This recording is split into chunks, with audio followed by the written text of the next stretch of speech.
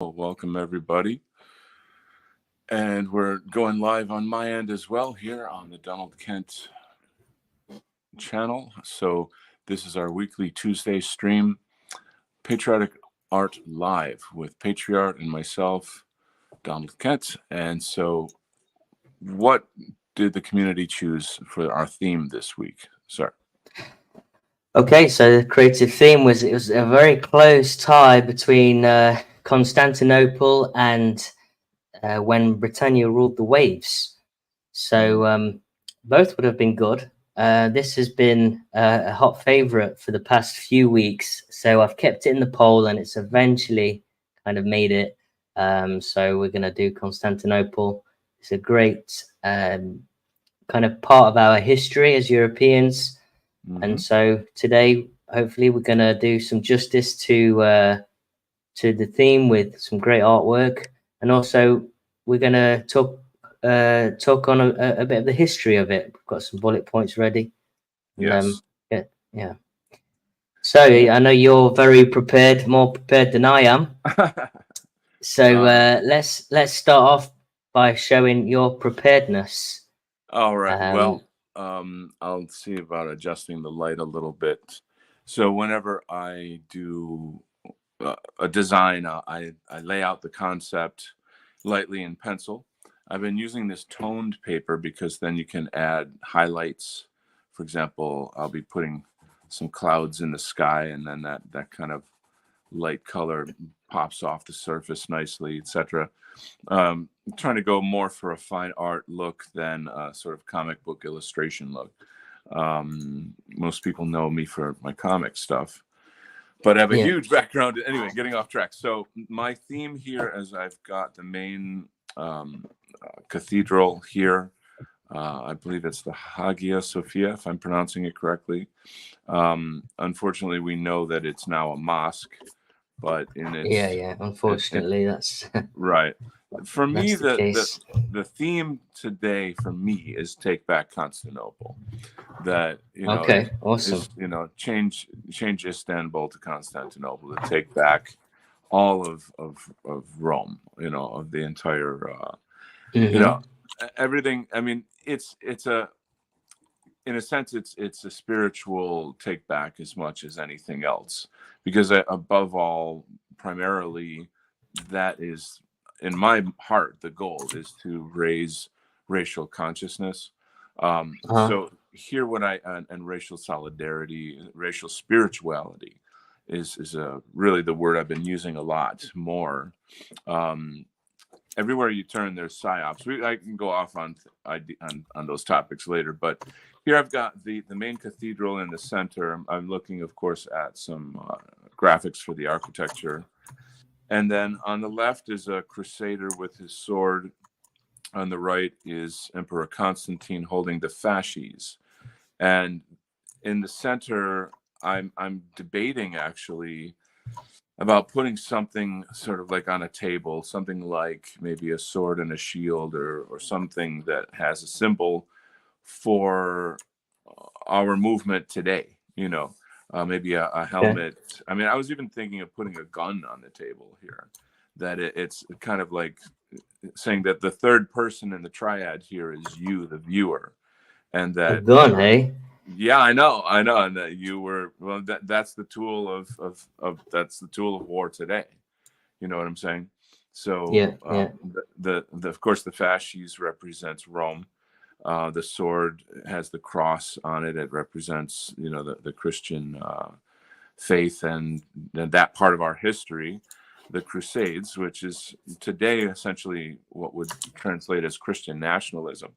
So I'm sort of trying to think through what would be the tools that might, be the tools that we would need. I mean, it would seem awkward and anachronistic, I think, to have modern, like say, like an AK-47 and an army helmet or something there that might, I don't know, does that throw the viewer off? Does it seem weird? You know what I'm saying?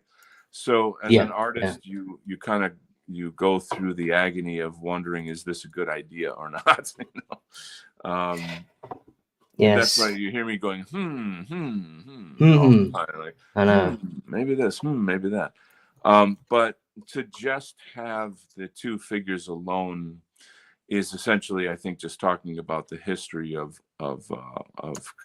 Constantinople, the importance of it in our Western history, and then of course the context today, within the movement,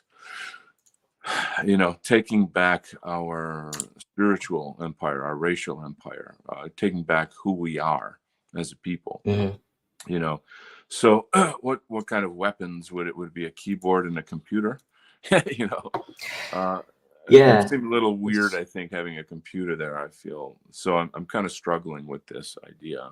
And anyone in the chat, if you want to share I, I thoughts. think I think a traditional weapon could be just as impactful,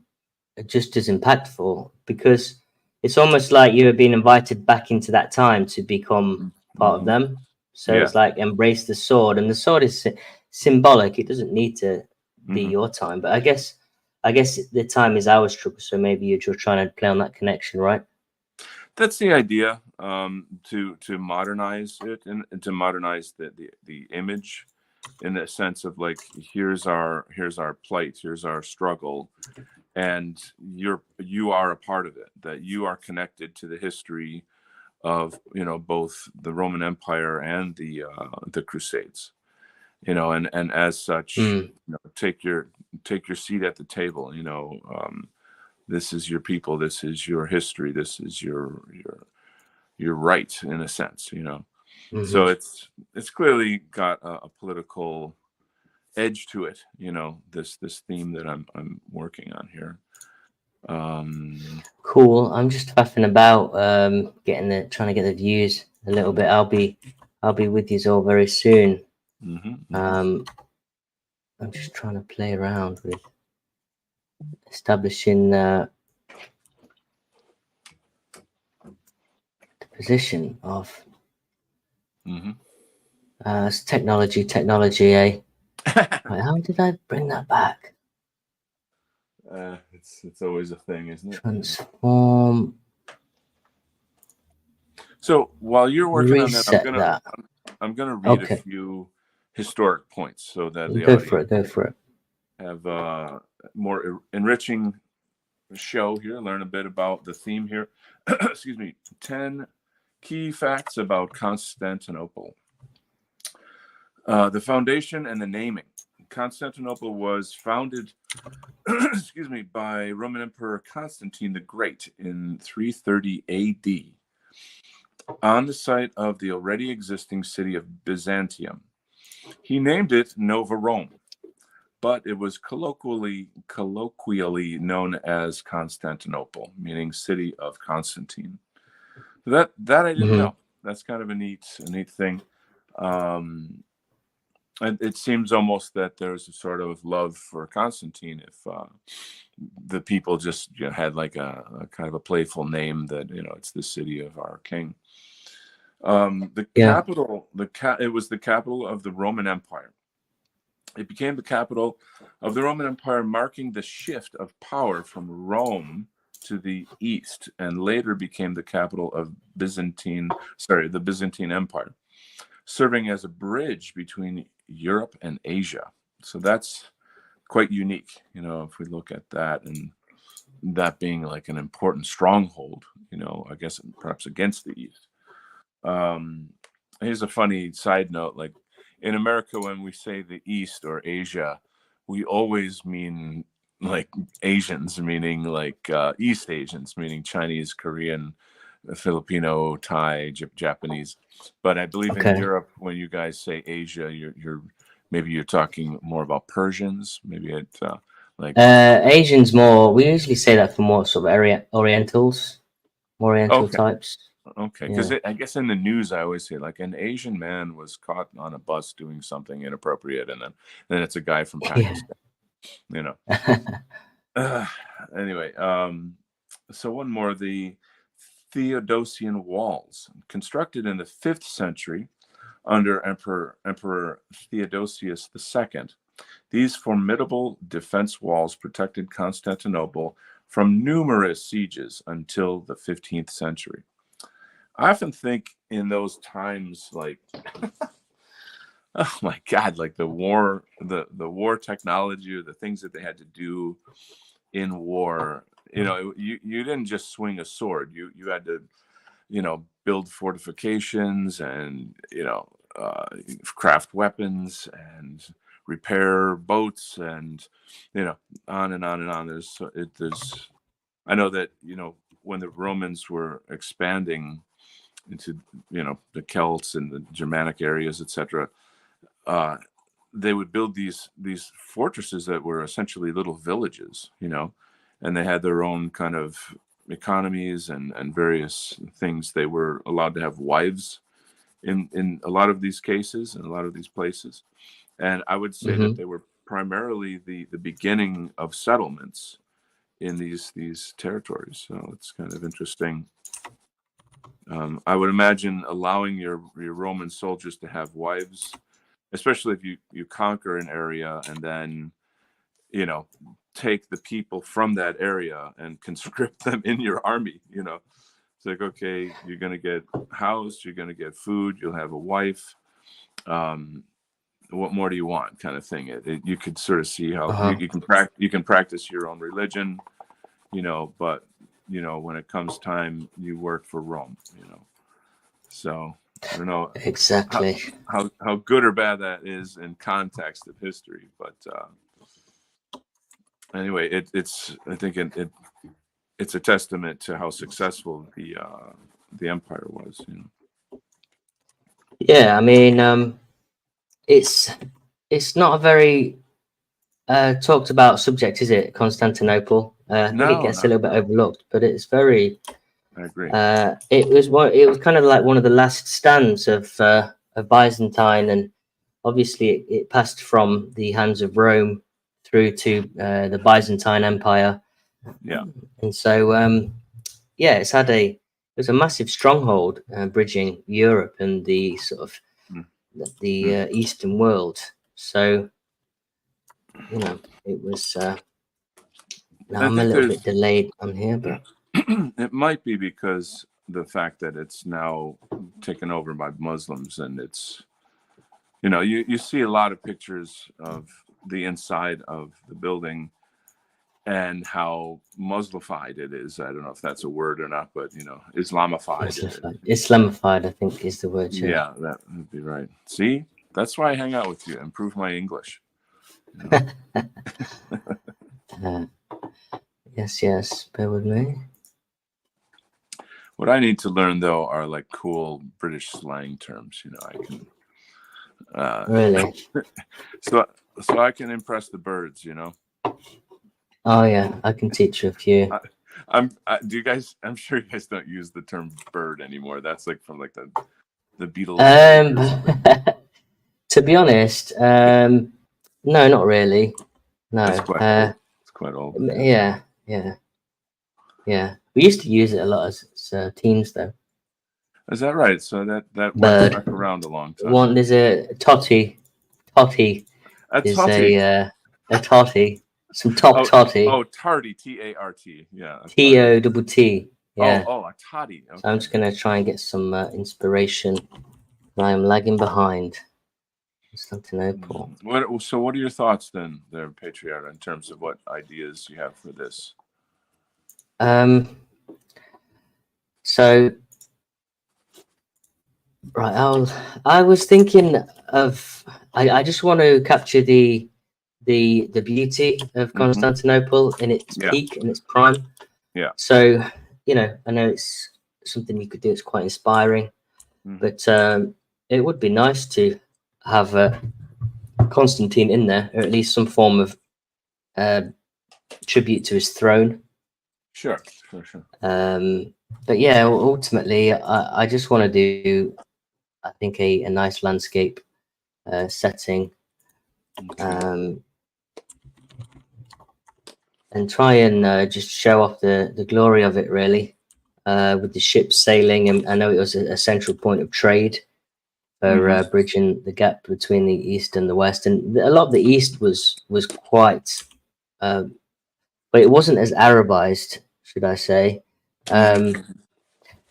Obviously, it was one of the last places, and the Turks eventually captured it and subdued it.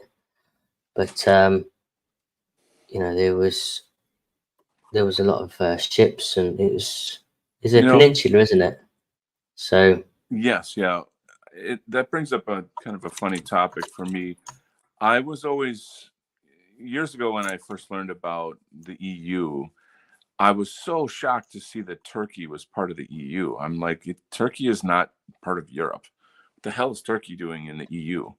You know, like how the hell does that make any sense? Yeah, I guess they're not typically European now, but at one point in time, you know, Turkey was populated by Celtic people. The Galatians were. Right. I'm aware of the history. The entire, gosh, I would say, you know, from say, you know, Ireland all the way to, you know, maybe parts of China, there were Caucasians, you know, and all across this region.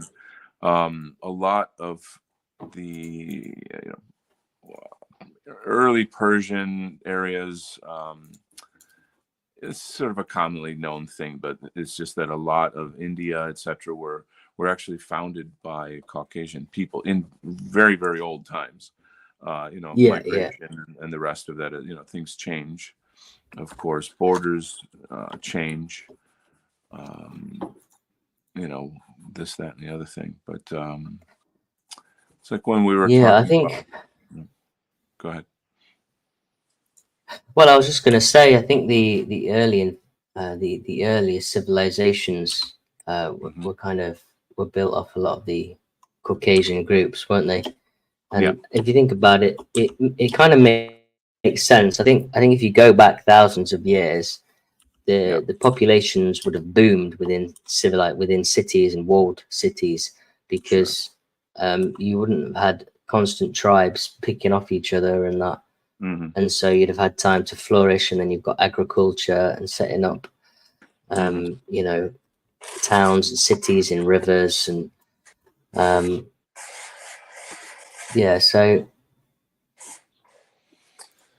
I think basically from them parts we branched out and populated a lot of the areas there like that. So yeah, it's something I'm still learning about, but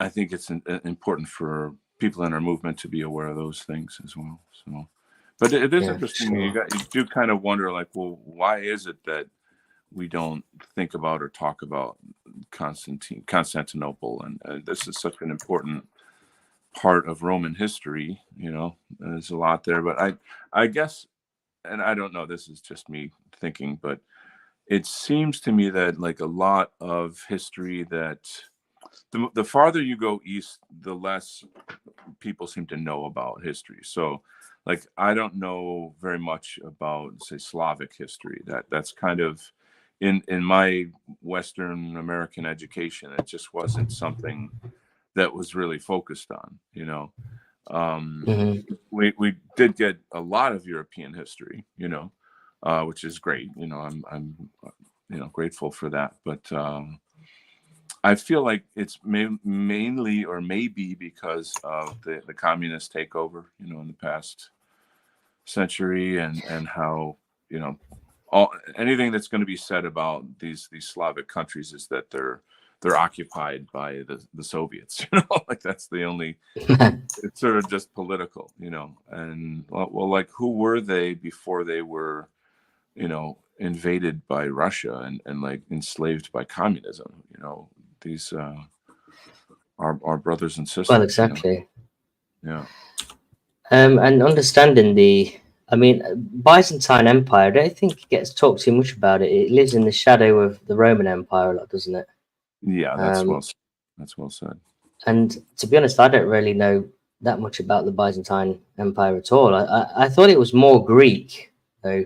That was my Well, understanding of it. That it was kind of, mhm. in fact, I actually thought the Byzantine Empire was before the Roman Empire, and it was the reverse.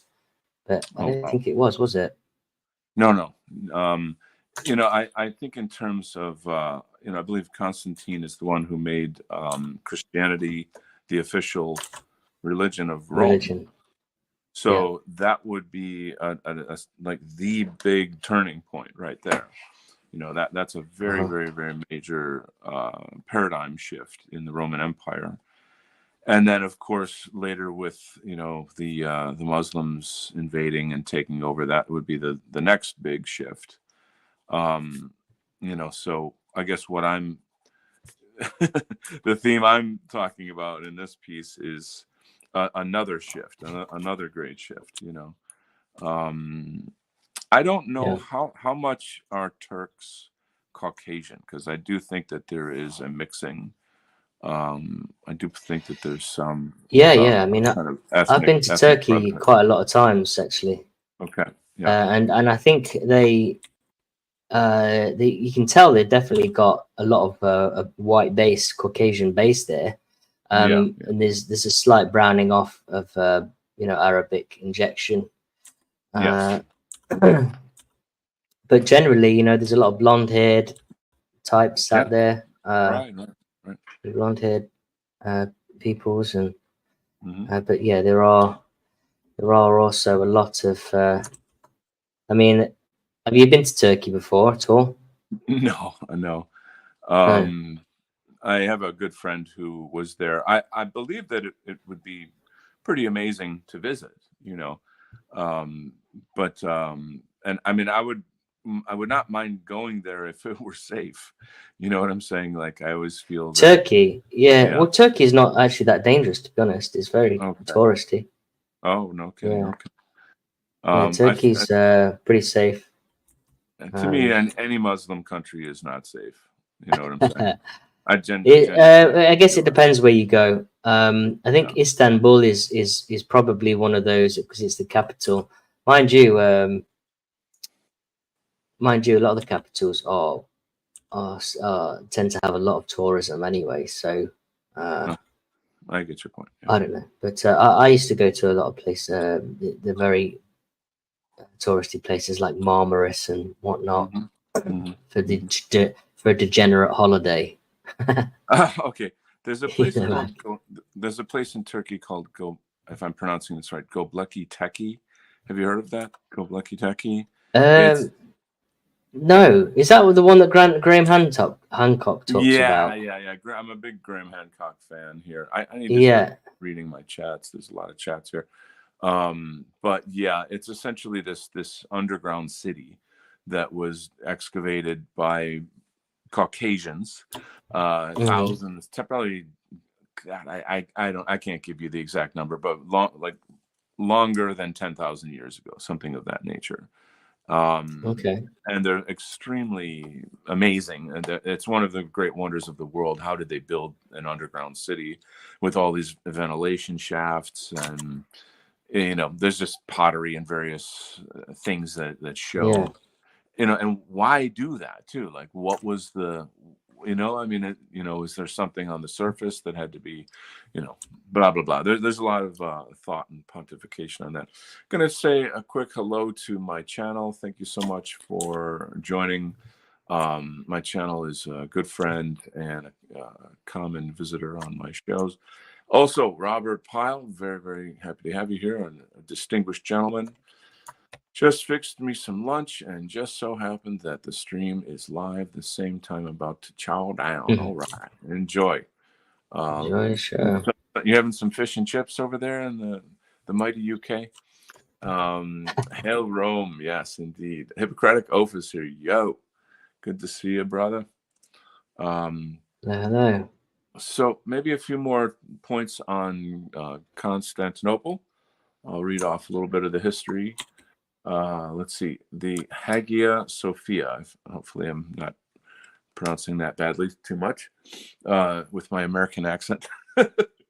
Mm. The Hagia Sophia, initially built under Emperor Justinian the First In 537, the Hagia Sophia stood as the world's largest cathedral and an architectural marvel of the Byzantine Empire for nearly 1,000 years before becoming a mosque and later a museum. Wow. Okay. Another tidbit of information, the Nika riots. Okay, so I've never heard of this. In 532, the Nika riots, a devastating revolt against Emperor Justinian I, resulted in the death of thousands and led to the reconstruction of the Hagia Sophia. I wonder what the purpose of those riots were. I can't say. Must have been a lot of damage, I would imagine. Number 6, iconoclasm controversy. The city was the center of the iconoclasm controversy during the 8th and 9th centuries, leading to widespread destruction of religious images and significant religious turmoil within the Byzantine Empire. I don't know if that could have laid the foundation for Islam. Yeah, I mean, I don't quite know yet, but obviously in Islam they don't allow, I guess graven images or something that that only God can produce, images, and it's sinful for man to do that, and that's why mosques just have writing all over them and no actual art that is, it's not calligraphy. Interesting. Yeah.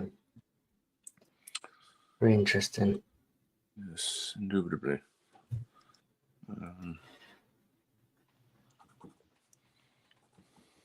So yeah, I'm just going for a very basic lifestyle sort of image, just a basic scene. Oh, yours there, yeah. Yeah. Okay, so the approach I'm taking is, again, sort of trying to look at this more like a painting in a sense. I'm using colored pencils. A lot of the issue with this show for me is that it's kind of like, okay, do a complete work of art within 2 hours. And that yeah, I know what you mean. Can't always be done. Yeah. So like, I mean, I think it's wonderful what we're doing. That's great. But there's that challenge. So I have a smaller piece of paper. I don't have, that helps in terms of getting the general gist of the image across, what have you, and I can go back and finish it. But yeah, I mean, I'm the same. I tend to start out, and I didn't get chance to finish my piece from last week, so I'm a little bit behind on that. But I think a lot of it is preparedness as well. I probably could be a little bit more prepared with an idea. I think next week I will have laid the foundations for my art and then go a bit more into it. Okay. I tend to do an art process anyway for people to see. A time lapse sped up. Oh, that's right. I just saw that like today, earlier. Your portrait, your portrait of Alexander the Great, I believe. Oh yeah. Turned out okay. Yeah, I like it. I quite like to. I'm still trying to develop my drawing style. It's very sketchy still at the moment. But, I quite like. I think I'm going to go for a style where, with rough lines and then loose kind of washy colors behind. Nice. So almost like a watercolor, but a digital watercolor type vibe. Nice. Very nice. But we'll see. I mean, the aim of doing these regular videos as well is to improve my art. See, that's the thing. My like I've been doing so much comics that my comic art style is getting better and better and better, and it's literally Yeah. anything you do, you know, a lot of, you're naturally going to get better at it. But it's just Yeah, nice. It exactly. feels good to see progress, you know, and Mhm. change, and feel proud about it and stuff. That's pretty good. Yeah. I think we need a cross on this. It's missing a cross. So yeah, just I think what's that? let's talk a few more points. Which ones did you read off so far? I think I finished at number 5, the Nika riots. Oh no, Okay. it's number 6, the controversy of the iconoclast. That actually wouldn't be a bad discussion. Like, is it sinful for man to create? Obviously, we don't agree because we're doing it. You Is know? it what? It's sinful for man to create what images? Yes. Yeah. No, distinctly not. It's the act of creativity.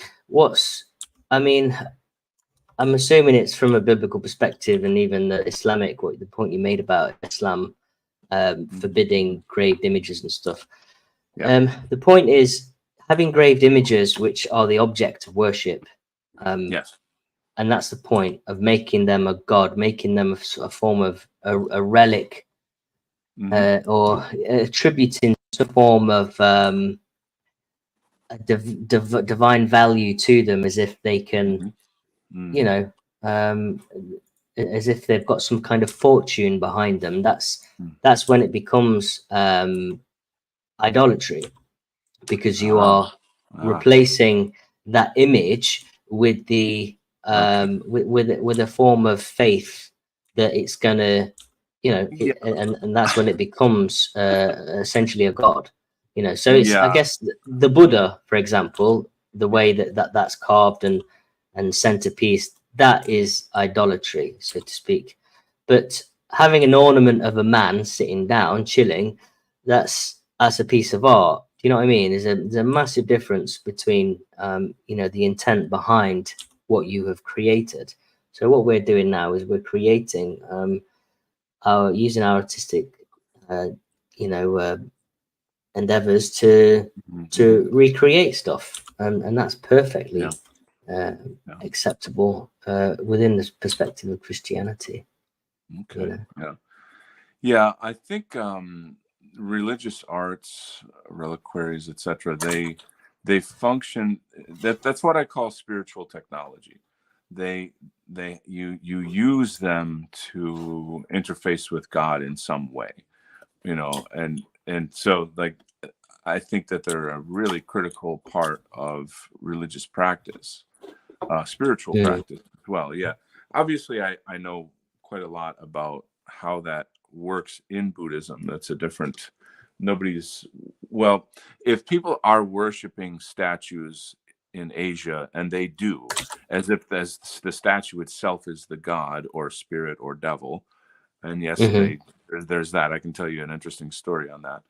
Okay. Then that's absolutely idolatry. But you're not worshiping a piece of stone or wood. Rather, you are using the Buddha's image as a form of mental focus, as a form of inspiration, and as a kind of Okay. a it's a link to you and the particular Buddha that you are honoring and, like, following. It's Okay, so it's like the middle path type. yeah, I think Um, about, try to imagine if all the saints in Catholicism had their own practice. Like, you could say, I follow the techniques of Saint John or Saint Paul or Matthew, Mark, Luke, and John, and that would be fascinating that each of them had their own methods of Christianity that all worked. But mm, why are there so many different methods? Well, that's because there's so many different learning styles. There's so many different kinds of people. There's people that are illiterate. There are people that are highly intellectual. There's people that are artistic and emotional. There's a lot of different types of people. So that's essentially that. And right. I Okay. do I kind of feel like that does sort of exist. I think maybe in Catholicism, that things Yeah, like there praying are. the There are. rosary.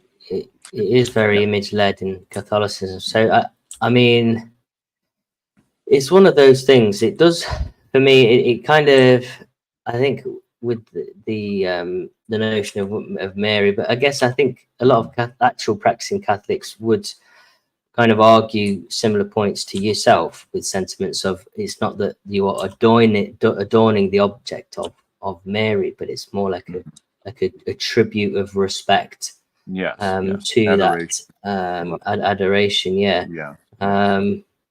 But I mean, biblically speaking, as it was in the sort of the Older Testament gods, they were Hmm. a lot of the statues were kind of worshipped and adorned as if they were gods themselves. I think, Yeah. and graven images that Right. you Hence, kind of like the took golden calf. refuge in. Yeah, you expected it to. Mm. Well, you would pray to it, and Yeah. and expect some form of Well, divine like, intervention, as if it was an entity that could save you, rather than it's and there's a massive emphasis on worshipping creation rather than the creator. I think that was a lot of in ancient Rome prior to Christianity. There was it was very much planetary, worshipping the planetary systems and stuff like that, and nature itself. Yeah. That's how the Apostle Paul puts it anyway, worshipping creation as opposed to the creator. Yeah, let's read a little bit more. So you got to point 7. So the fourth is the Fourth Crusade and Latin Empire. In 1204, Constantinople was sacked by Crusaders of the Fourth Crusade, leading to the establishment of the Latin Empire and significantly weakening the Byzantine Empire. So there's the Latin Empire as well. So I guess that was the language. See that the Latin Empire is still a product of the Roman Empire, surely. I'm sure, but I've never heard of that at all. Like, that to me is completely new. The Latin Empire, Yeah. what is that? Spain occupied this? I don't know, but it's worth. Maybe I'll do have a look up. Maybe it's just when Latin essentially took over as the main predominantly spoken language. Yeah, and perhaps Latin it means more Latin of that time rather than what we would think of today. Okay, so I'll just quick Wikipedia.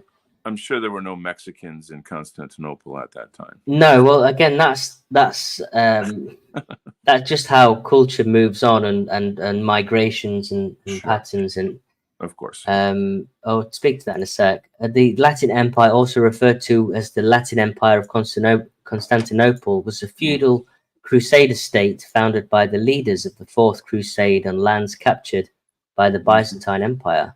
The Latin Empire was intended to replace the Byzantine Empire as the West and recognized Roman Empire in the East, with a Catholic emperor enthroned in place of Eastern Orthodoxy. So I'm assuming then it was an attempt to reclaim the eastern sort of branch off of the Roman Empire, because the Byzantine Empire was essentially when Rome split, and it kind of the power vacuum essentially became the Byzantine Empire instead of just a complete Roman Empire, if you know what I mean. And it sounds like that crusade was kind of part of an effort to reclaim some of the Roman glory, from the Western Hemisphere. Okay. But yeah, the point you made earlier about the Latin, I mean, it's funny that when people say, yeah, I'm Latino, well, yeah, but you weren't the originators of Latin. I know. I know. You know, all of that Latin culture comes from Latia, I think, who founded Rome, and that's when the language kind of took root there. And so it's based on an actual king, Huh. from the original founders of Rome. And then Mm, from that, Latin emerged, which was the commonly spoken language there. I think from the sort of like the Etruscans and okay. mixed with the Etruscans and the early Okay. Roman settlers, who I believe are connected to the Trojans. And when the Okay. city of Troy fell, so it goes back to that, and it has knock-on effects. And so, obviously, as the Spanish Empire uh, went to the Americas and started to colonize, Yeah. their language impacted them, and they intermixed with the locals there, and then that's where the Latinos essentially come from. Right. Right. Right. So yeah, that kind of makes sense, doesn't it? But yeah, they although they're heralding the name now of Latino, they don't really have anything No. to do with the foundations of the No. language. But they're basically they're an amalgamated culture, aren't they now? Correct. Correct. Yeah. I think like that's really what our enemies want to happen to all Western countries. They want us to Yeah, just be exactly. mixed breeds of, you know, various Yeah. races. Yeah. I mean, Well, that's essentially what an Arab is. An Arab is a person of mixed origin. you know, that I've kind of always wondered about that. I have a pretty good knowledge about race and the like, but like with the Arabs, I don't really know a ton about them. I've researched quite a lot about Asians, Native Americans, Caucasians, of course. I know a bit about Africans, the ghost gene. I don't know if you're aware of what they call the ghost gene, which is the 19% hominid gene within Yeah, yeah, yeah, Africans. yeah. And that's pure blood Africans, not people that have race mixed over the years. Yeah, Yeah. yeah. I think African Americans are. I think we mentioned before have a um, aren't real. Well, you can't really say that they are pure sub-Saharan by now. By now, yeah, and a lot in the case with Native Americans as well, they've interbred in and out with whites over, you know, a couple hundred years. So, um, not all of them, obviously, but like there's a fair amount. Just going to read some of the comments in my chat. The Aryan Christians went through Greece, destroyed temples. Um, the Aryan Christians. Okay, let me check this out. The way you spelling it, Arian, is that something different? Asian? Is that what you meant to say? I don't know. The Arian Christians went through Greece, destroying temples. The Catholics declared them heretics for unrelated reasons, but the damage was done. B is asking me, are you an Apollonian? Your last stream mentioned certain concepts that seem like Mark Brahman points. Just joined. I don't know if you answered. I will answer that. That's yeah. So Mark Brahman is a close friend of mine. We've worked on comics together. There's a comic on Amazon called The Seraph that he wrote and I illustrated. Very, very cool. You can look that up, The Seraph, Mark Brahman on Amazon. And I've had him on my show. We've been on shows when we were promoting that comic. We were on JF's show. We just blah, blah, blah, blah, blah. So I'm very familiar and I'm very influenced by some of Mark's concepts in the ApollonianTransmission.com. I urge people to go check that out. Um, I've always, and I always will be my own person. I have my own thoughts, ideas, philosophy, direction. I'm a Sigma wolf, basically. So I don't belong to groups. I belong to everyone. You know, in the sense of like what I can take from Apollonianism, I do. And what I can take from Buddhism, I do. And what I can take from Gnosticism, I do. And what I take from Christianity, I do. And so that's really so when you say, are you an Apollonian? I can say, yes, that's part of what I am. You know, I, I don't, how do I put it? So I will leave it to people to go and read Mark's ideas and come to their own conclusions. For me, the biggest influence has been racial esoteric moralization. That obviously plays directly into what I do and who I am. So that is very much what I'm doing right now in front of you, is, you know, incorporating that concept into art. And I think so from my perspective, and from what I have been, my mission as Donald Kent Art has always been to control, take back, and be part of the narrative of white positive art and culture.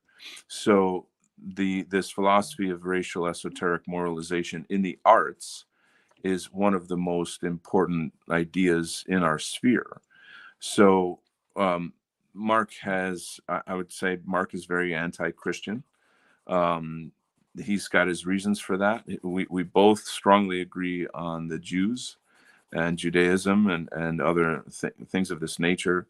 You know, if you want to kind of go down the list of, you know, like how many points do I have to check off to call myself an Apollonian? I don't know.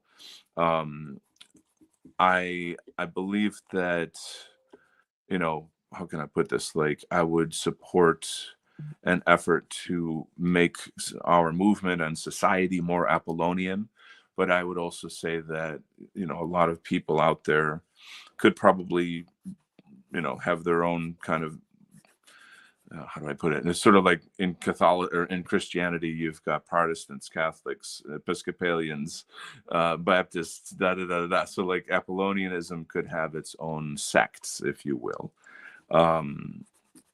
It's an idea that is really before its time.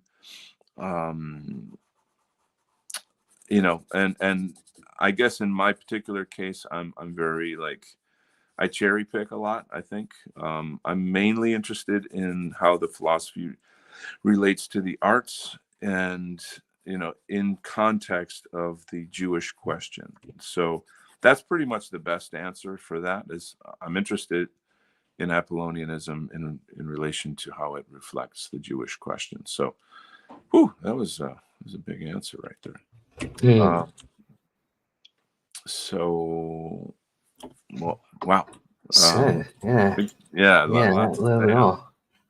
Well, there we are. Yeah. The Palaiologos dynasty and cultural flourishing.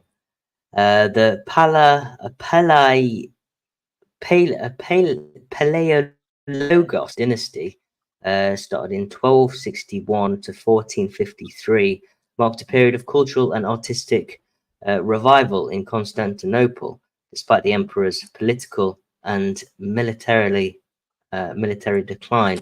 So again, I'm not exactly sure what that is. I mean, there's so much history here that we don't really know about, but let's just touch on that a bit more as well. Okay. The House of Palaiologos, Greek, female version, was a Byzantine Greek noble family that rose to power and produced the longest ruling dynasty in the history of the Byzantine Empire. Their rule as emperors and autocrats of the Romans lasted almost 200 years, from 1259 to the fall of Constantinople. So they were the last kind of ruling nobility then, it seems. And they were of Greek heritage. But the Romans and the Greeks, I think, were very, they were very much related, to be honest, when you study the history. Through the Trojans and so on. Oh yeah. There's a lot of connection there. Definitely, yeah. So yeah, it seems to be that there's a lot of rising and falling of powers, and you know, that's a good way to put it. The rising and falling of powers, indeed.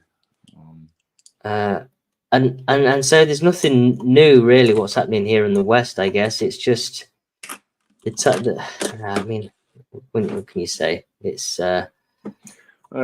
time marches on, you know, like this is the nature of history, I suppose.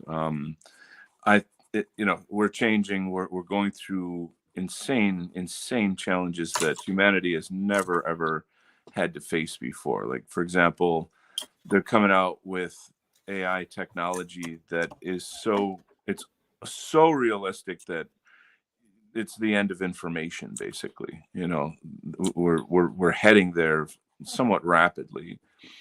And when you could create a world where you cannot tell the difference between like an actual news story and an AI, then there's no way to know anymore what's real. You see what I'm saying? So this Yeah. can easily be weaponized against us, and it's a very serious crisis that essentially humanity is facing right now. It's whenever I see things like Elon Musk, offering money for people to, become part of his AI team, and like, the focus on that stuff. It's like, for me, I see that as being very suspicious. Yeah, I mean, I know exactly what his plan is. It's clearly he's gonna try and fuse. He's a humanist, isn't he? He is a. I'm a He's looking to transhumanist. I would say he's a transhumanist. transhumanist. Yeah, yeah. Yeah, Sorry. yeah. Well, I kind of see them as the same in the same bracket. Humanist, transhumanist. Oh, It's all rooted in the same worship of man, isn't it? To me. I that's an interesting, how do I put this? Yes and no, in the sense that a lot of these ideas are really Marxist in their core, and that's it's individual, or what's the word? Individualism is it sounds great on the outside, but it's used, against us, to make us, atomized and not nationalist, and to go against everything is just, my pleasure, and me and all this kind of shit. And it's like, oh well, yeah, that's humanism. Well, yeah, but part of being human is being part of a clan and part of a family and part of a nation and all of that. Tribe. And Yeah. a tribe and all these, this is how we people survived over centuries and millennium, da da da da. So you can kind of see what I'm saying about that. It's Yeah. half true, I guess. I think half true is maybe a way to talk about it. Well, I mean, transhumanism is, it's bridging the gap between, it's the merging of man and machine, isn't it? And Precisely. Elon Musk, he's not purchased Twitter just because he wants to be the popular guy in town. Yeah. He's purchased it because he's clearly got plans to merge that technology of Neuralink with people. So he's clearly got a vision of people just tweeting whatever they think to the next person. It's like he wants to be the man to almost mimic telepathy, So, excuse me, transhumanism is soul slavery. It's the final step in total slavery, where the organic functions of the mind, the brain, no longer, they're now in control of whoever is in charge of the technology. But in some ways we're already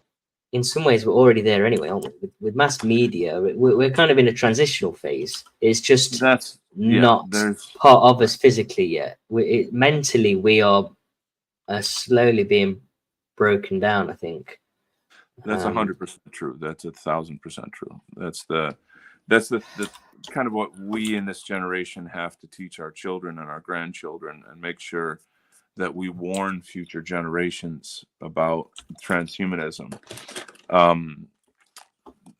It's a huge topic. It's not Constantinople, as far as like show themes and what have you, but very, very, very serious. I mean, it's almost the most serious thing. And one thing I do a lot in my own personal research is I try to tie together things like, for example, I'm interested in ufology, and there's a lot coming out on UFOs, etc.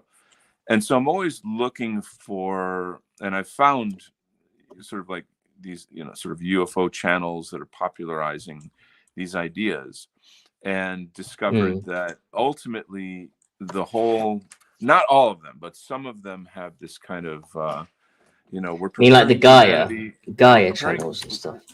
well, I'm not saying them, but I'm saying individual people that are grifting out there. So Right. they'll say things to the nature of, humanity, we're preparing you to join the cosmic alliance and community, but in order to do that, first you must all put away your guns, and you must all speak one language, Oh, is it? and you must all like get rid of your See, it's governments. And almost, yeah, it's globalist. it's It's almost globalist. Babylonian. I mean, Mhm. Babylon back Yeah. the Babylonian. Yeah. Yeah, that Babylonian That's times. why Yeah. they say Babylonian is babbling. Huh. Babbling is a language. It's confounded language. Right. Right. And that was essentially the first melting pot of civilization. And Right. Which was a obviously, as the biblical punishment. story goes, it That was, was a yeah, punishment. people were divided and given Yeah. totally different languages. So Yeah. we didn't intermix like that. So So I think there's clear stories in the biblical yeah. So perspective, my biblical. take on the whole thing is that if people in the ufology community are trying to teach or lead something, and they ignore racial biology and these things, then I just say, okay, you're just a globalist. You're working for the enemy. You're controlled opposition. And Mm, because I've been on, not I've been on, but I've watched numerous shows on this topic and asked people, so what about the difference between races? Why are da da da da da? And I challenge these narratives, and sometimes I get good answers, and sometimes I don't. One of the, mhm. or well, more than one of these alien species that they keep talking about, like for example the Pleiadians and the Nordics, are totally white. They're completely Caucasian. And you have Yeah, to wonder, well, why is that? Like, what's the connection? Why aren't they black? Why aren't they Arabs? Why aren't they something else? So interesting. it's, yeah, it the whole thing is that race is completely erased from the discussion. You're somehow not supposed to bring that into, weigh that into anything. But it's fucking, pardon my language, it's biology. How can you not, how can you ignore biology? And this whole, like, Yeah, kumbaya, let's all be one. If there's people of color that are high IQ enough to overcome, you know, the 19% hominid gene, that creates all the violence and all these other things, then God bless them. Like, well, I God bless mean, them. I think ultimately my outlook is this. Yeah. um I've always said that the culture comes from within, from the people. Mm-hmm. And as that culture shapes, and you have a society, and let's add in a bit of color to these actually. As you have a culture which is defined and shaped, you have law systems which surface from the people that regulate the society. Mm-hmm. And these people that regulate society put in provisions, laws to try and maintain some form of stability. And these laws tend to coincide or mold around the tendencies, the impulses, and the essentially the people that live there, that inhabit it. So it's the Makes sense. culture, the people, the laws, the systems. Mm-hmm. Mm-hmm. They all kind of have a symbiotic relationship, and Mm-hmm. they're kind of the one in that way. That's why people in the East, they tend to have quite strict and ruthless ways of governing themselves. Yeah. And so that the reason why they're so strict is because of the nature of the people. And Mm-hmm. so when you bring a nature of those people into a totally different environment where they no longer have those oppressive laws or systems of governance to keep them in check at every step of the way, Yeah. because of their natural tendencies and behaviors and impulses, Right. you basically have a situation where, and you know, this isn't for everyone. There's outliers, of course, that manage to assimilate to a certain extent. Right. But generally, en masse, people are better suited to their own cultures of their heritage. And when you know, when you get people coming to the West now, you get a massive increase of crime rates and things, because Yeah. essentially they're in a place which treats them like cotton wool, puts cotton wool fingers on, and sort of like tries to baby them, and it's like, well, no, back home their governments, their leaders treat them in a way that they will respond in kind. Very So harsh that's punishments. essentially what I think, you know, is why I don't believe multiculturalism works. Like I say, there's exceptions to the rule, but then they're outliers. If you know, generalizations and stereotypes, unfortunately for people that vouch for multiculturalism, they go, the facts speak for themselves. You know, Totally. we're Yeah. in the West now, we've not become a better nation for it. Who No, says we no, have no, no, no. That's not even become a question. any better Right. off? That's not even a question. It's made us much worse, easily. So proximity plus diversity equals war is an equation that is fairly well known within our circles. You know, it's just you to ignore history, to ignore biology, and have this insane, goofy belief that somehow diversity is our greatest strength is total suicide. It's cultural suicide, political suicide. You know, when I talk to Christians about race realism, I'll say things like, you know, like if whites disappear, Christianity is going with them. Yeah, And that's true. yeah, Exactly. and right, and I'm like, if you want your faith to exist, you have to fight for your people. No, no, no. I don't care if there's any whites, just so long as Christianity still exists. I'm like, you don't understand what I'm saying. And the thing of course, is that they have many psychological impediments and blocks. You know, you know, they've been brainwashed for their whole lives. You know, um, plus there's punishments for thinking like this. You know, it's a very harsh Yeah. situation. Yeah, but I agree with you. Again, I mean, Christianity was essentially, again, it's kind of like what I was talking about with terms of governance, and it Hmm. came, it's a cultural faith which came from you know, a people. Yeah, yeah. Here's an interesting factoid for you that fits what you're talking about. So when I taught English, you know, in New York City and Taiwan, and I've you know, worked with a ton of Chinese people over like the 7 years that I was an English teacher, and I studied quite a lot about the communist takeover, the Cultural Revolution, all of these tragedies that happened in China. So, Mm. and there were times where my students would tell me, please don't talk about politics in class. Like we can't do that. And I'm like, why not? And this is in like Queens, New York. And they'd say, because the Chinese government has spies around here, you know, that they're watching us. Really? They'll report back and our families in China could get hurt. Can you believe that? Wow. So like, what's the point of having these people in our communities, you know, at all, you know, if like this is the shit that they do, you know what I'm saying?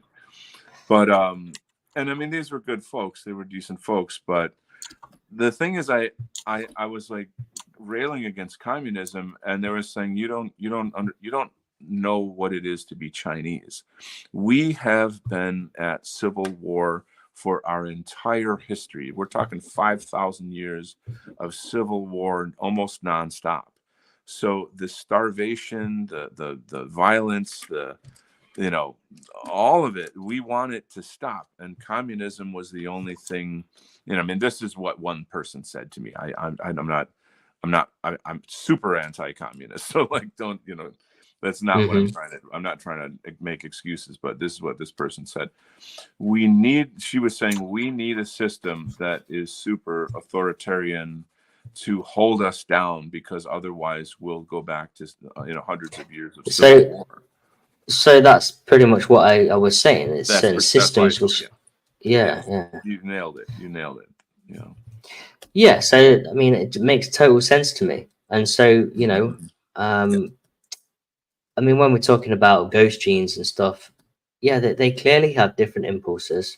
Different racial groups have different impulses, different big time ways of thinking, doing things, different creative expressions, and all that happens is you get in a civilization that whites are more accustomed to, in laws, systems, and regulations which whites are more accustomed to and adapted to, systems which were designed for and by white people.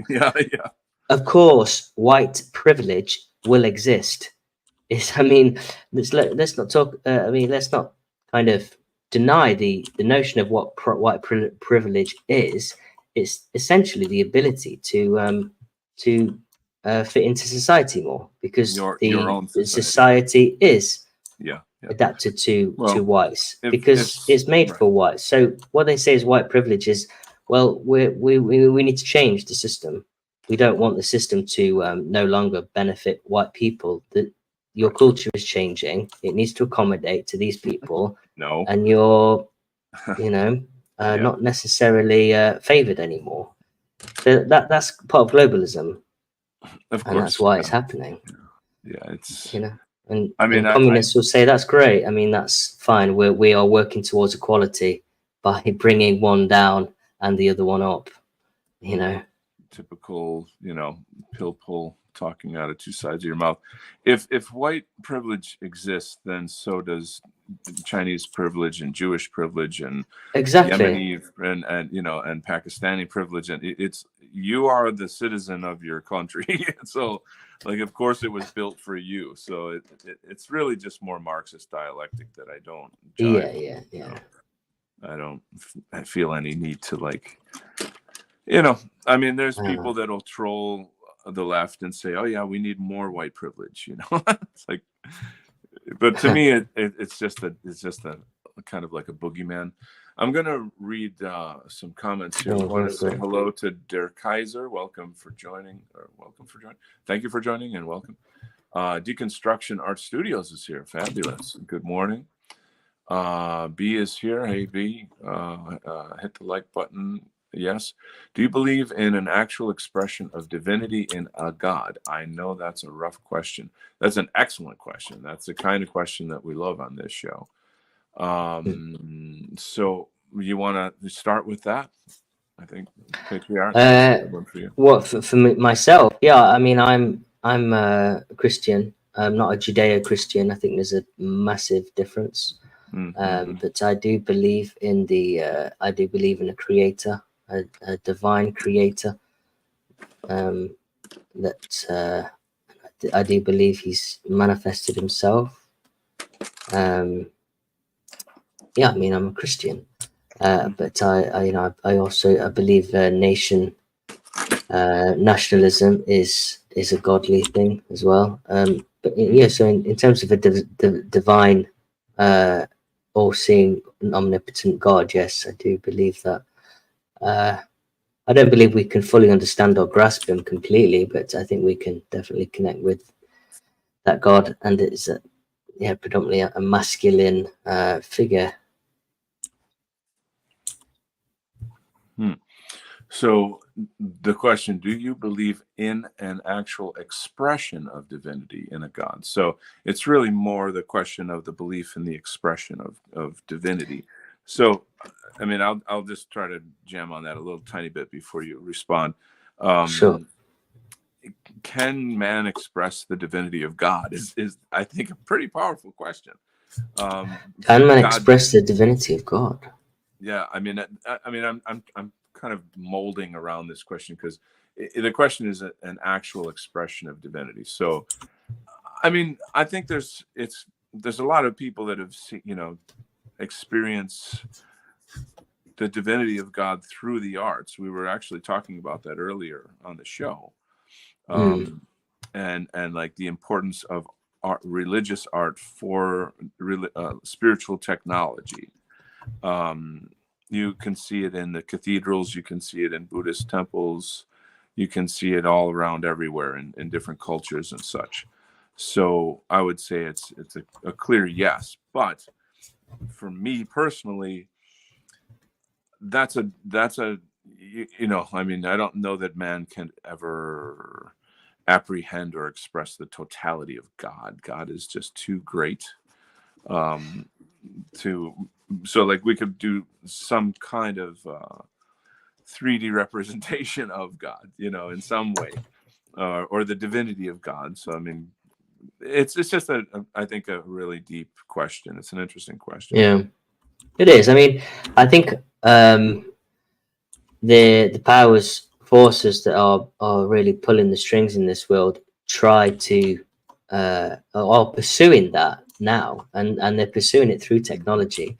And if you think about the qualities of what God is in terms of omnipresence, all seeing, all knowing, anywhere and everywhere, you think about what powers they have at the fingertips with technology. I mean, a lot of those attributes are within their grasp right now. They have. I mean, if you think about the can you even begin to imagine what kind of metadata we talk about? Data like real hardcore coded data on all the Google, and what Google essentially is Totally Google is essentially the sum total of consciousness, really, at least that people are searching, people are thinking. It's like a snapshot of consciousness. Yeah. And so all of this data is in their hands, and they can see trends, they can see surges in thought processes, they can plan AI and is doing it predict. for them. AI is doing Yeah, exactly. And so if you think about it as a neural network of consciousness that they have knowledge of, they and an organism, they really are they know the mind of people as a unit, and it's like waveforms. They can predict so much. They are ahead of the curve in many ways. So I think we're going to have to do something really unpredictable to win and gain freedom. Yeah, that's very true. It's a very high stakes game we're in here. Hippocratic Oath says, I think there will be a bifurcation of humanity, those that accept genetic modification, sterility, union with the AI, versus those that will become more human, discovering our suppressed gifts such as our remote viewing. I am 1,000,000,000% on the same page with that statement. I cannot agree more. I think that is the meta spiritual battle of our day. Is the information war is essentially to save that other half of humanity that, like a stupid sheep, is just going down that road towards eternal soul prison, eternally being cut off from God biologically. And it is the devil's dream. It's the devil's dream come true. So but the other side of that, this awakening, this great awakening, is like so much bigger than most people know. It's something I'm researching like every single day for hours at a time, like throughout the day. And I'm surfing that information all the time. That's why I just bought 2 books on how to do astral projection. So Really? yeah, I'm a little Okay. afraid of it because it's a pretty heavy thing to do. It's pretty scary, but All right. at the same Yeah, I time, mean, though, I've touched on that a little bit myself when I was younger. Read up on it, and I mean, I think it can be quite confusing, and to some extent a little dangerous. I don't know. yes, Maybe it could help. But absolutely. I don't know. Um, but to be able to astral project, and one thing I remember reading is Mhm. you can practice in your day, in your waking life by, say, you're going through a door, knock on the door and be very aware, conscious in that moment, Mhm. so that when that same when you're in your dream and you come across the same general imagery, you've conditioned your mind to be fully awake in that moment and knock on the door and think, oh, there's a door. And then suddenly you knock on that door and you've conditioned a cue to question where you are. Mhm. And it's Mhm. that moment where you're questioning where you are, both simultaneously dreaming Mhm. and beginning to awake within the dream. And so Right. then once you've awoken within the dream, you can start to control your dream and Right. where you go. And then it's like, okay, who do I want to see? I want So to go and that's see it. Yeah. right. That's called lucid dreaming, and Is those that not the techniques. same? Yeah, I used to practice lucid dreaming, and I did things like that Okay. to get the skill of lucid dreaming.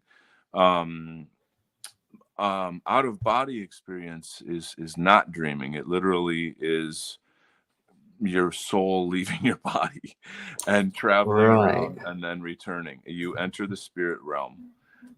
So you can imagine it's not a small thing, and that there are dangers involved in it. But Yeah. that's Well, why if you I'm. believe in negative spirits, then you are kind of Yeah. leaving yourself open. Well, that's Maybe you'll tune in next week and be like, "Hey, Donald, football." Donald isn't here anymore. No, no, no, no, no. I'm kidding. No.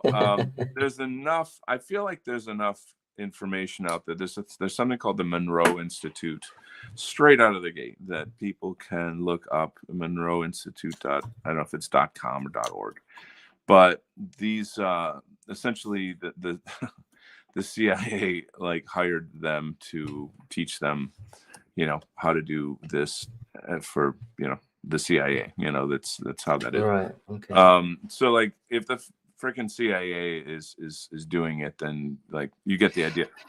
There Yeah. was a time in during the Cold War where Russia and America were doing a lot of paranormal research, Mhm. and quite a lot. And of course, that stuff's there's only so much of that you can know, but like probably way more that we can't know or will never know. Um, I definitely think there are sort of technologies and sides of humanity which they tap into to get ahead. I mean, even stuff as numerology. I'm pretty sure that they've mhm, they'll utilize, but completely try and mock it in the public eye. So mhm. yeah, Anyway, so that's another discussion. but Uh, yeah. Let's Seven go back to Serpents. the. Sorry, I was going to read a bit more on the Constantinople because we've got a few more points. Okay, go ahead, bud. Let's finish off because these are the top key facts about Constantinople. Let's do it. So, number 9, fall to the Ottomans. On May 29th, 1453, Constantinople fell to the Ottoman Empire under the Sultan Mehmed II, marking the end of Byzantine Empire and a pivotal shift in world history, as it signaled the rise of the Ottoman Empire as a major world power. So, yeah, that was the conquering in 1453, which is, I mean, I know it's long ago, but it's not that long ago, if you know what I mean. I mean, you're talking about just a little bit before America. Mm, Um, yeah, yeah. so it's still within a kind of a more recent history. Hmm. Um, and then number 10, renaming to Istanbul. Although Constantinople continued to be used by the West for centuries, the city was officially renamed Istanbul by the Turkish Republic in 1930. Mm, Becoming the vibrant metropolis that bridges continents and cultures today. Obviously, this is taken from the internet, but I don't think it would ever be as glorious as it was. Me and my bias there, but yeah, right. mind you, it is. I mean, Turkey is a beautiful country. I mean, I've been a lot. Yeah. The landscapes, it's such a lovely climate, and it's beautiful. I mean, great. That's great. I wish that, see, this gets me off on like talking about Islam and stuff, because I feel like Islam and Judaism, communism, like they're all just slave systems, you know. And I know that, you know, there's a lot of thoughts and opinions on those topics and stuff, but yeah, it is. So let me see if I can read a few more comments here. Seven Serpents is here. Welcome. It's good to have you. I gave up after a month of doing the book practices. Then it happened a few days later. Are we talking about out of body? A full out of body? No kidding. Wow. You'll have to tell me more. I'd love it if you could email me or get full out of body experience and discuss that more. Man. Yeah, I had two experiences that I do believe are out of body experiences. They're kind of like they're pretty off the charts, amazing and crazy. So yeah, it's a kind of a thing that I'm a little scared to tell people about, because I don't want them to think I'm crazy. You know, you'll be putting you in some kind of white strapped suit or something. Well, they you can strap me down, boys, but I won't be here. yeah. Keep put a chain on my soul so I don't disappear. Yeah, I don't know. I mean, I could go into it, but it's a showstopper, you know. Like yeah, no worries. Like, how do we segue into another topic after that? You know? Yes. Well, let's start off with another point here. 8 reasons why Constantinople was a rich part of European history and heritage. So, the first point here is that it was essentially a cultural melting pot, to a point where Constantinople's strategic location in the crossroads of Europe and Asia made it a melting pot of cultures, language, and religions, blend of Greek, Roman, and Christian, and then later Islamic heritage created a unique culture and architectural legacy. So, I mean, there was a melting pot of cultures early on. Obviously, there were kindred cultures, mostly, which I feel heralded the greatness of Constantinople, and that was Constantinople. Istanbul is, for me, a line in the sand. So obviously that's where you got, you know, when we say Constantinople, we pretty much allude to the European sort of tribute, don't we? Yeah. So yes, I'll tell you one thing. I know this is slightly off topic that I've been looking a lot more into, just out of pure curiosity, and I'm not saying I'm in no way, you know, a kind of adopt this worldview, but I have been looking at points for arguments for flat Earth. Now, that sounds crazy, but there are some points which I think there some things don't quite sit right with. They don't quite sit right with the current model that that is said to be in place right now. Like the one thing that stood out is Polaris. You know, do you know about Polaris? No, I don't. I have a good friend who is 1,000% convinced that the Earth is flat, and he's he's no dummy. I'm not there. It's not actually a topic I'm interested in researching, but like the fact that he is totally convinced of it is pretty compelling to me. So, but go on. So, I mean, the point is that Polaris is a star that never moves, and it's always in the same position, and it never changes. It's so much to the point where, you know, the what's it, them stones, what do you call them, the Rosetta Stones.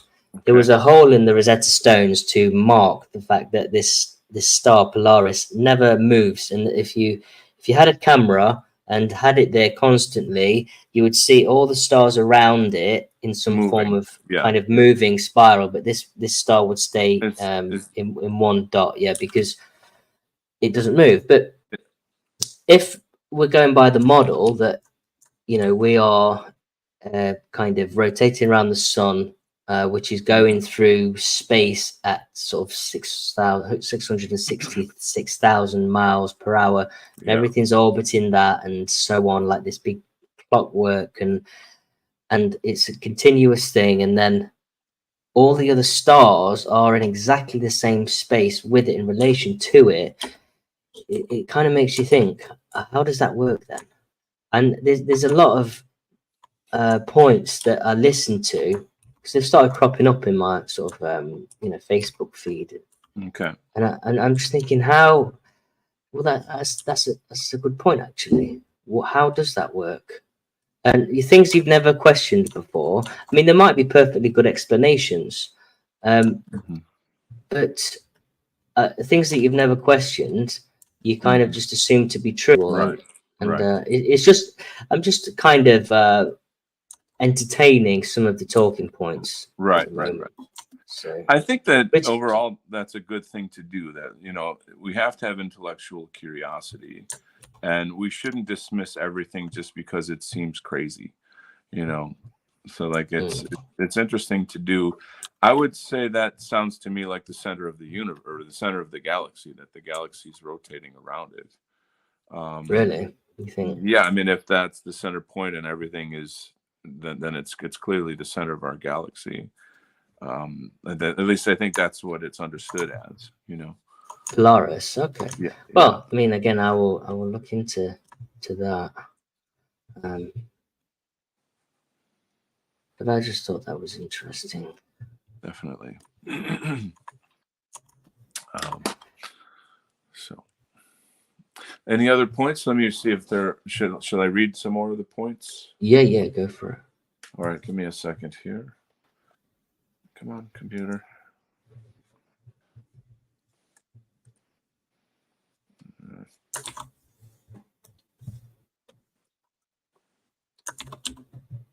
All right. Where did you leave off at? I basically, on the second part, finished on number 1 of the 8 reasons why. 8 reasons why Constantinople was a rich part of European history and heritage. You did the cultural melting pot. Was that it? Yeah, we discussed. Yeah, that was the first one. We discussed that. Well, in that, okay. So second one, center of the Christian Orthodox Church. The city was the seat of the ecumenical Patriarchate of Constantinople, one of the oldest Christian churches in the world, playing a central role on the development and spread of Christianity through Eastern Europe and Russia. So for me, that's kind of how I think of Constantinople, is like the origin or the seat of Orthodox Christianity. Yeah. So architectural innovations and influences. Constantinople's architectural marvels, such as the Hagia Sophia, influenced the development of architecture in both the Eastern and Western worlds. Its domes and minarets would inspire the design of mosques and churches across many cultures. See, I always thought minarets was an Islamic invention or a Persian invention. I didn't know that it actually came from us. So yeah, yeah, how about that? All right, cheers to that. Anyway, Byzantine art. Yeah, Byzantine art and iconography. The city was a center for Byzantine art, known for its distinctive iconography and mosaics that influenced religious art throughout Christendom and the Islamic world. The preservation of Greco-Roman traditions in art and literature also played a crucial role in shaping the Renaissance.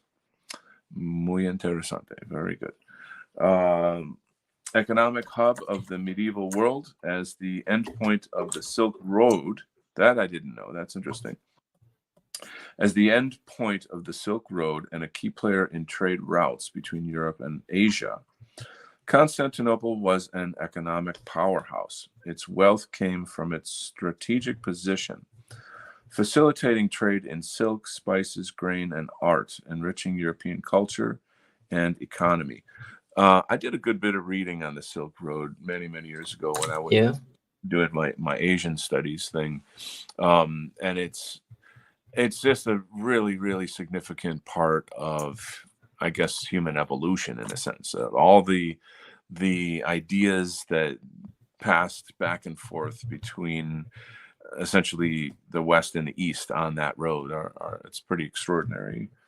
Um, anyway, so legal and educational innovations, the codification of Roman laws, and under Emperor Justinian I, in the Corpus Juris Civilis, laid the foundation for the legal system of many modern European countries. Constantinople's universities and libraries were centers of learning and preserved classical knowledge through the Dark Ages. That's very significant. That's very, very significant. To me, my understanding of the Dark Ages was really a lot to do with Muslim invasions. I mean, I'm hearing a lot about the Dark Ages were not so dark, that we were still, I think progressing. when you look at the feats of achievement in the Yeah. Dark Ages, Yeah, I mean, quote, there's unquote. no way absolute peasants with no knowledge are Yeah. building the megalithic cathedrals that we struggle to build today. No kidding. No way. I mean, how is that even possible to do that? It Who just came doesn't up make with sense. who came up with the term the Dark Ages? You got to kind of wonder. Yeah, maybe there was Yeah, some, exactly. there were pestilence and famine or something, this and that. I mean, that happens all the time everywhere. So anyway? There's a Christian doctrine actually, which I'll just drop it since we're on the talk. There's the doctrine of the millennium reign. Have you heard about that? The millennium No, reign. I can't say I So have. in the book of Revelation, there's the talk that there's the millennium reign, that Christ will come back and rule for 1,000 years, Okay. and or just not necessarily come back, but Christ will rule for 1,000 years in the kingdom with a rod of iron. And basically, a lot of people saying the timing of that completely correlates with 1,000 years of Christian rule within Europe, unfettered, unadulterated rule Mm-hmm. from from without outside influence, but with just and then it kind of lasted up till sort of towards the French Revolution, and then things started to happen, and then so there is that sort of thought that the millennial reign had already happened, and that's what essentially the Dark Ages were, when they weren't really that dark. But No. I mean, I haven't looked into that too much, but could be, maybe. It's just a thought. Yeah. All right. Well, I'll continue. Diplomatic center. Constantinople's strategic and economic importance made it a focal point of international diplomacy. It engaged in complex diplomatic relationships with European powers, the Caliphate, and later the emerging Ottoman Empire, influencing political and cultural exchanges. So, yeah, you would imagine, it would be a political crossroads, and then lastly, symbol of Christian resilience and Islamic conquest. The city's fall to the Ottomans in 1453 marked the end of the Christian Byzantine Empire and the rise of the Ottoman Empire, symbolizing a significant shift in the balance of power between Christianity and Islam. This event had profound implications for European history, leading to the age of exploration as Americans sought new trade routes to Asia. Constantinople, think about that. Like, I wouldn't be here in America today, probably, hadn't, I mean, not that's a great thing or whatever, but it's just interesting how any kind of struggle or limitation in our history Hmm. forces us to find other ways. And so even though we're in the age of white genocide right now, these pains and struggles and crises, these limitations are forcing us to find new ways, So True. it's survival. It's survival, Hmm. So I'll finish that up. This event had profound implications. I just read that. Constantinople's rich history and heritage as a center of power, culture, and religion for over a millennium make it a crucial part of European identity and the global historical narrative. And there you go. Mm. So that's quite something. Constantinople. Make Istanbul Constantinople again. Yeah, imagine that, eh? You never know what's around the corner with Yeah. all the lines are being drawn in the sand. It seems right now with all the different nations and that.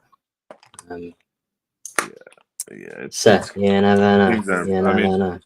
I feel like all we really want at this point is just to have our countries back, and to be Yeah, I unmolested, think. like to kick Islam out of the West is one of the most number one things that we have to Well, achieve. it's a yeah. I mean, we are. At least I'd like to think we were still. I know you're not Christian, but I think that was our culture prior to predominant culture, prior to a lot of the mass migration. Mm, So yeah, I think end of the day, I think all peoples have a right to self determination, and um, I don't believe that we should be meddling in a lot of what's going off in the Middle East either. not at It all. works Not two at ways, all. doesn't it? Yeah, I mean So that I strongly agree with that.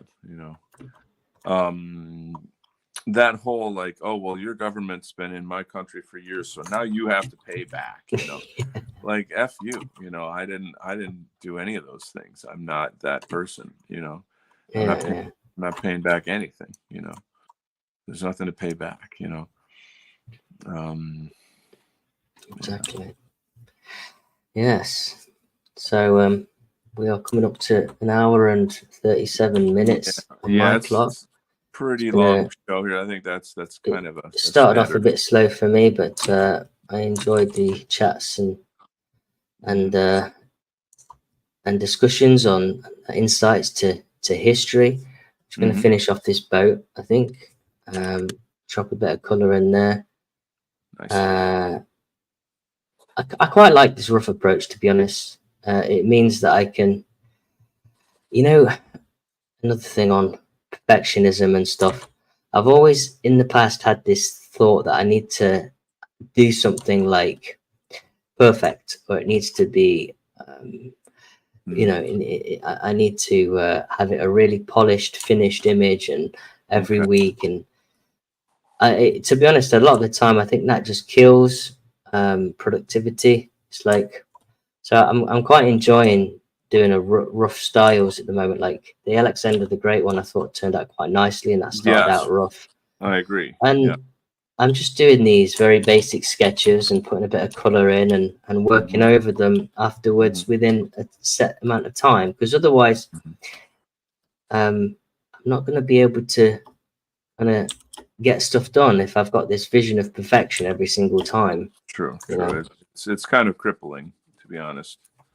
If you And get. also, what I found is you tend to get a lot of energy captured within these sketches. Like loose energy that's captured somehow. Yeah. And in the past, when I tried to do something quite straight lined and neat and perfectly tidy, it kind of Yeah. loses some of the energy. Do you know what I mean? Oh God. Yeah. I'm very very connected to that. Like looseness is. I don't know how looseness. I'm not sure that's the right way to frame this, but I think that lines have to be lively, that art should be alive, that the method, the tools should show in the work, that it's kind of part of the flavor of it.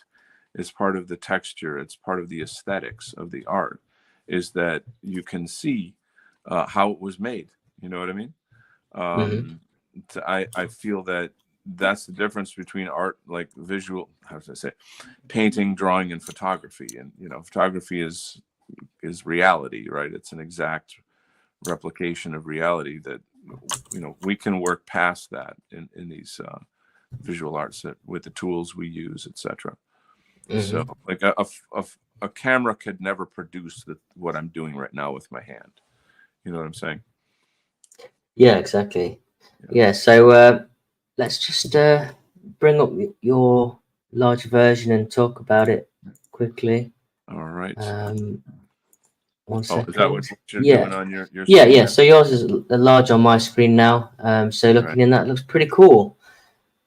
So Thank you. Like, so you and I were having the discussion before the show.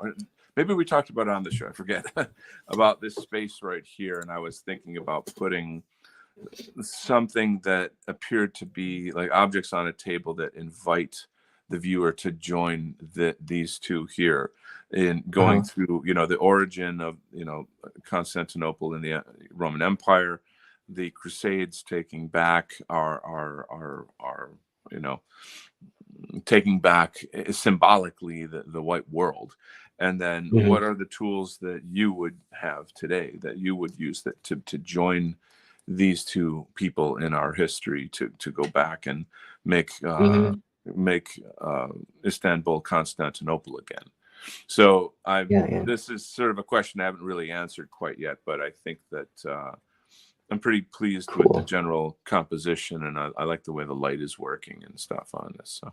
Yeah, yeah. It's very definitely thought provoking, and I quite like the cultural aspects of the linking it to the Crusades, and obviously got Constantinople in there. Yeah. Yeah, good Yeah. stuff. So are you gonna finish this off? Maybe show it next week if you got time. All right. Yeah, let's wrap it up here, guys. I want to say thank you to everyone in the chat, all the interesting conversation.